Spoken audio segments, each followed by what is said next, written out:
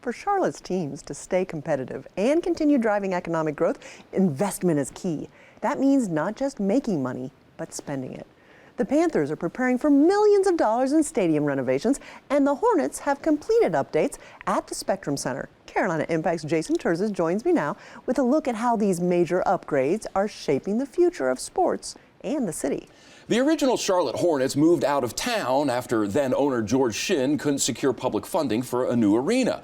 After the team went off to New Orleans in 2002, a new Uptown arena was built a few years later, and the city soon welcomed the Bobcats, who years later changed their name back to the Hornets. It's a little confusing, but the Hornets are back. But that new arena is now 20 years old. A little too soon for a new one, but not too soon for a facelift. 3, 2, 1. A ribbon-cutting ceremony marking not the opening of a new building, but the next generation of an existing one.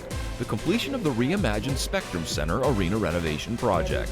None of this would be possible without the support of the City of Charlotte leadership, Mayor Lyles. This transformation wouldn't have been possible without the strong collaboration that we have in this community. Opened in 2005 at a cost of $265 million, the arena has hosted political conventions, hockey games, bull riders, tons of concerts, and of course, the Charlotte Hornets. Let's go! And we celebrate 20 years of unforgettable moments in the heart of Uptown. Nearly 2,500 events, more than 24 million guests, and we're just getting started.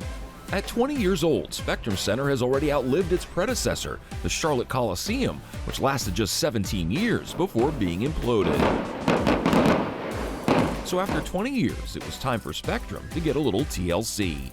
When we felt like we had a great building here, we were just trying to elevate it to the next level and transform it. At a cost of $245 million, just $20 million less than the original building cost, the Hornets teamed with the city, Visitors Authority, and local architects and construction companies, implementing a multitude of upgrades and renovations, doing so in 2 phases over the last 2 Hornets off seasons. A success of a job always starts before the job starts. So all the pre-planning that you do, months in advance before we actually go out and execute the work. All of our teams are getting together to really execute the project on paper. Before that, months ahead of time, we are planning, we're engaging our subcontractors, we're bidding out the work, and really laying out the success path during construction.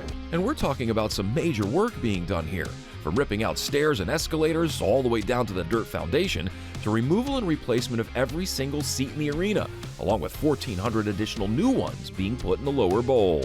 We looked at the amount of work that we had to do and the amount of time we had to do it, and knew that when we planned it out, those months before that, we would have to work around the clock.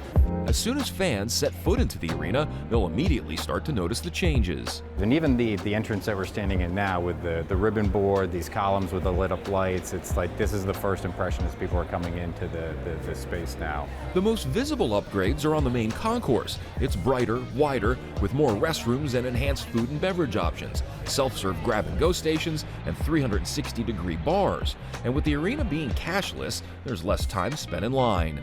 The 2 new 360 bars, it's access for everyone. It's trying to provide that higher end experience for everyone, even in the general admission seats. I think like 40% of our stuff is now frictionless, which I think is really important, but we still will have what we call belly up, where a person can go to certain locations. So I think it's the right mix, right? But ultimately, we want to create that experience where a person can get their stuff as quickly as possible, their food and beverage, whether it be merchandise or whatever, and get to see the event that they're coming here to see. The suites have also all been revamped, as well as the inner circle and courtside clubs down below. And it's also down to the details, like the new Charlotte basketball-themed artwork. You plan in drawings and what you think things are going to be, but to see it right now it's extremely rewarding. It's incredible. The goal of the reimagined Spectrum Center project: create the ultimate event, game day, or concert fan experience. Fans are certainly taking notice. It looks like a brand new arena, so when you're walking in, it just feels a whole new experience.